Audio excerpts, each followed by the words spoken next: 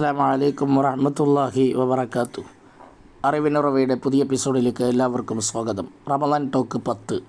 ഹൃദയം വിശാലമാകുന്നുണ്ടോ? ഹൃദയമാണല്ലോ മനുഷ്യ ശരീരത്തിൻ്റെ കാതൽ. ഹൃദയത്തിൽ നിന്നാണല്ലോ മനുഷ്യനാകേണ്ട നല്ല ചിന്തകൾ രൂപപ്പെടേണ്ടത്. ഹൃദയശുദ്ധി പ്രധാനമാണെന്ന ബോധം എപ്പോഴും ഉണ്ടാകണം.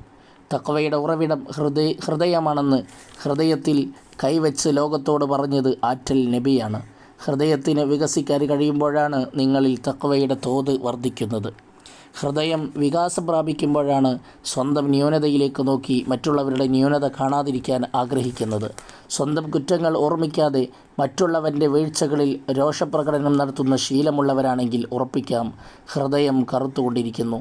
മറ്റുള്ളവരുടെ വീഴ്ചകൾക്ക് കാരണങ്ങളുണ്ടാകാം, എന്നാലോചിച്ച് അവർക്ക് മാപ്പ് നൽകുകയും സ്വന്തം വീഴ്ചകൾ മാരകമാണെന്ന ബോധവുമാണ് നമുക്ക് വേണ്ടത്.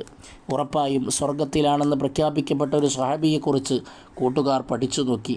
നിർബന്ധ ബാധ്യതകൾക്കപ്പുറം ഒന്നും ചെയ്യാതെ ജീവിക്കുന്ന അദ്ദേഹത്തിന് സ്വർഗമുണ്ടെന്ന മുത്തുനബിയുടെ പ്രഖ്യാപനത്തിൻ്റെ കാരണമന്വേഷിച്ച കൂട്ടുകാരോട് അദ്ദേഹം പറഞ്ഞു, എൻ്റെ ഹൃദയത്തിൽ ഒരാളോടും പകയും വെറുപ്പും ഉണ്ടാകാറില്ല, രാത്രി ഉറങ്ങുമ്പോഴും എഴുന്നേൽക്കുമ്പോഴും.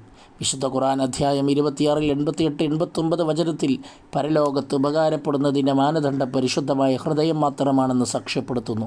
ഹൃദയം തെളിച്ചമുള്ളതായില്ലെങ്കിൽ എല്ലാം വെറുതെയാകും. ഹൃദയം തെളിച്ചമുള്ളതാകുന്നതിന് ലക്ഷ്യം നന്നാകണം.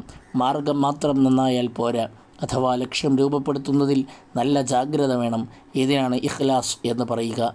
നിഷ്കളങ്കത എന്നൊക്കെ മലയാളീകരിക്കുന്ന ഇതിൻ്റെ ഒറിജിനൽ ആശയം അള്ളാഹുവിൻ്റെ ഇഷ്ടം മാത്രം മുൻനിർത്തിയുള്ള കർമ്മങ്ങൾ രൂപപ്പെടുക എന്നതാണ്. പ്രലോഭനങ്ങളെക്കാളും പ്രകോപനങ്ങളെക്കാളും നമ്മെ നയിക്കേണ്ടത് അള്ളാഹുവിൻ്റെ പ്രീതിയാകണം. മറ്റുള്ളവരെയെല്ലാം ഉൾക്കൊള്ളാൻ പറ്റും വിധത്തിൽ ഹൃദയം തുറന്നു വയ്ക്കുക എന്നതാണ് മറ്റൊന്ന്. പ്രായമുള്ളവരെ കാണുമ്പോൾ കുട്ടികൾ ഓർക്കേണ്ടത്, എത്രയോ കാലം അള്ളാഹുവിന് ആരാധന നടത്താൻ ഭാഗ്യം ലഭിച്ച നല്ല വ്യക്തി, ഞാൻ വളരെ പ്രായം കുറഞ്ഞതിനാൽ എനിക്ക് കഴിഞ്ഞില്ലല്ലോ എന്നാണ്. കുട്ടികളെ കണ്ടാൽ പ്രായമുള്ളവർ ചിന്തിക്കേണ്ടത്, ഞാൻ എത്ര കാലമായി ഈ ഭൂമിയിൽ തെറ്റുകൾ ചെയ്ത് ജീവിക്കുന്നു, ഈ കുട്ടിക്ക് തെറ്റു കുറവുള്ളവനല്ലേ, ഇവൻ എന്നേക്കാൾ നല്ലവനല്ലേ എന്നാണ്. ഇങ്ങനെ മറ്റുള്ളവരെ നന്നാക്കാൻ 1% കാരണം ബാക്കിയുണ്ടെങ്കിൽ അതിനെ പരിഗണിച്ച് നമ്മുടെ വിധി തീർപ്പുകളിൽ ഹൃദയത്തെ രക്ഷപ്പെടുത്തുക. നോമ്പിൻ്റെ രാപ്പകലുകൾ ഓരോന്നും വിട ചൊല്ലുമ്പോൾ ചോദിക്കണം, ഹൃദയത്തോട് വിശാലമാകുന്നുണ്ടോ?